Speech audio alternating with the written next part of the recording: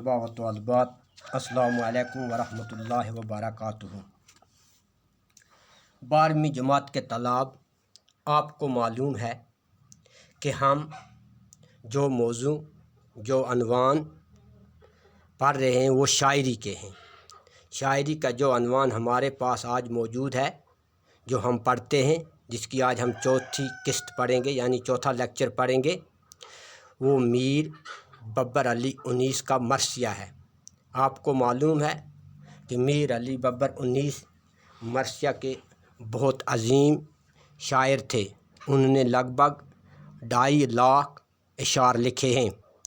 मीर बब्बर अली उन्नीस मरसिया गो में कमाल हासिल किया था। मैंने मरसिया का मौजू बेटे इसलिए आज चुना है, ये मतलब ये 4 लेक्चर कि ये महीने में मुहर्रमुल हराम में आम तौर पर मरसिया गोई और मरसिया ही पर तज़किरा तबसरे करते रहते हैं। तो आज हम हज़रत ऊन मोहम्मद जब अपनी माँ से रुखसत लेते हैं तो मैदान जंग की तरह जाने की तैयारियों में मसरूफ़ होते हैं। क्या आपको मालूम है कि मरसिया के 8 अज़ाए तरकीबी होते हैं, उनमें से एक अज़ाए तरकीबी रुखसत भी है।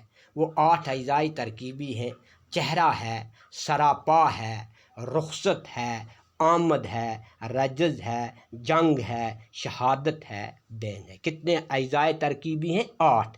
चेहरा, सरापा और रुखसत, आमद, रजज़, जंग, शहादत और बैन। तो हम आज पढ़ते हैं रुखसत। जब माँ हज़रत ज़ैनब अपनी बेटों को मैदान जंग की तरह रुखसत करती हैं तो क्या कुछ फरमा रही हैं इन बंदों के अंदर। आज हम बंद नंबर 13, बंद नंबर 14 और बंद नंबर 15 ही पढ़ेंगे। तो आज पहले मैं बंद नंबर 13 पढ़ूँगा, जो आपके सामने है बयान करूँगा, तो उसकी तशरीह भी आप सुन लूँगे।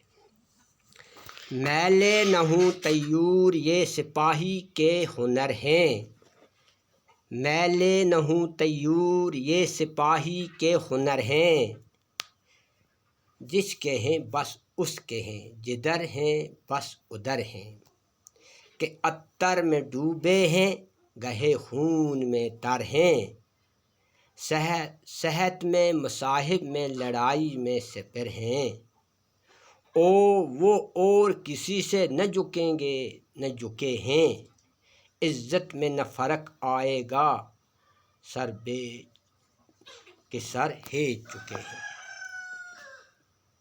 अब इस बंद की तशरीह करूँगा मैं आपके सामने। माँ हज़रत ज़ैनब जो हज़रत इमाम हुसैन अलैहिस्सलात की बहन हमशेरा थी, फरमाती हैं कि अपने बेटों को रुखसत करते हुए नसीहत करती कि ए मेरे प्यारे बेटो, दलेरो, सिपाही की शान में ये है कि उसके माथे पर रंज, गम, गुस्से के आसार ज़ाहिर नहीं होने चाहिए। जब वो मैदान जंग में पहुँचेंगे, वो किसी हाल में भी अपनी बहादुरी और वफादारी को छोड़ते नहीं हैं। बहादुर सिपाही कभी खुशबू में होते हैं, डूबे हुए होते हैं, और कभी जंग करते करते वो खून में भी लथपथ होते हैं और मजलिस में दोस्तों की तरह पेश आते हैं। किस तरह पेश? मर्द मुजाहिद की तरह पेश आते हैं और मैदान जंग में तलवारों के सामने ढाल की तरह डट कर मुकाबला करते हैं। डट जाते हैं, जब ढाल आती है, जो सिपर बोलते हैं ढाल को, तो उसका मुकाबला डट कर करते हैं।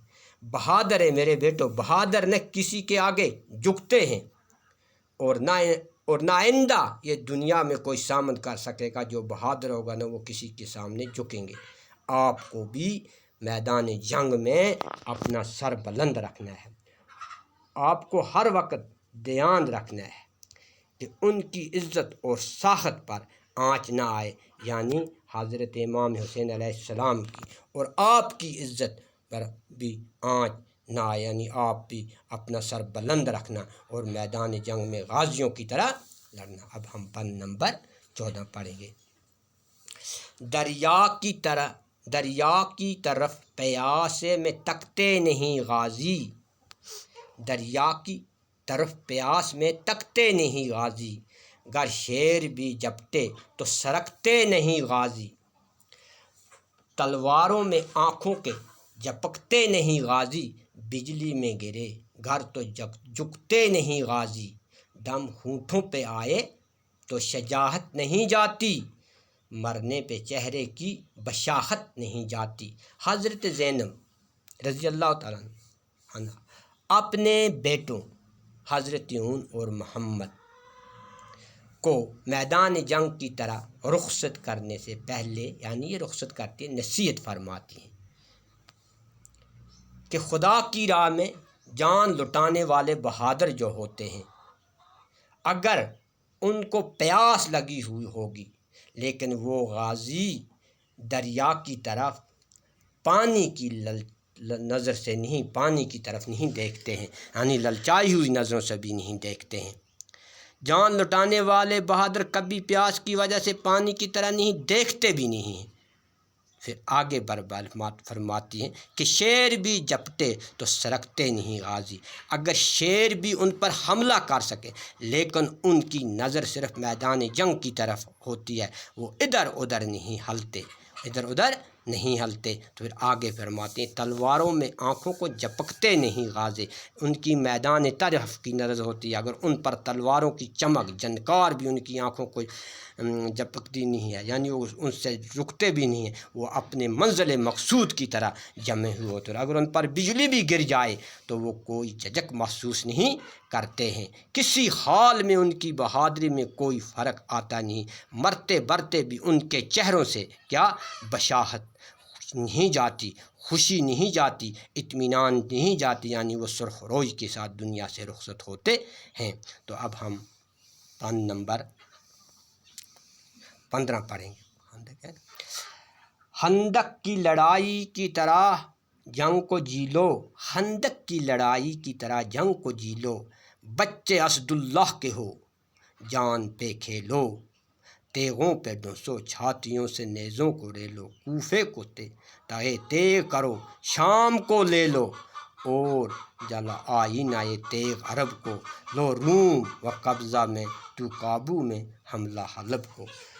ماں بیٹوں سے فرماتی حضرت زینب، کیا فرماتی ہے کہ اے میرے بیٹے، آپ اسلام کی وہ عظیم جنگ لڑائی خندق کی طرح میدان جنگ میں اترو اور اس میں کود کر کس کو مد مقابلے والوں کو یہ ثابت کر کے دے دو کہ کس طرح اسلام نے جنگیں جیتی ہیں، یعنی نصیحت کرتی ہیں کہ جس طرح خندق کی لڑائی مسلمانوں نے اپنی بہادری کے کمالات، جوہر خوبیاں اور اپنے ہنر دکھائے، اسی طرح تم کو بھی آج اس کوفہ کے میدان میں جان پر کھیل کر ایسے ہی کارنامے دکھانے، کیونکہ آپ اسد اللہ کے ہو، بچے کس کے ہو؟ اسد اللہ، یعنی اسد اللہ کہا جاتا تھا حضرت علی رضی اللہ تعالیٰ عنہ کو، کیونکہ تم شیر خدا حضرت علی کے نواسے ہو، اور کیونکہ وہ تلواروں کے سامنے کبھی جھکتے نہیں تھے، نواسے تھے، تم تلواروں کے اندر گھس جانا اور نیزوں کو اپنی چھاتیوں پر لینا،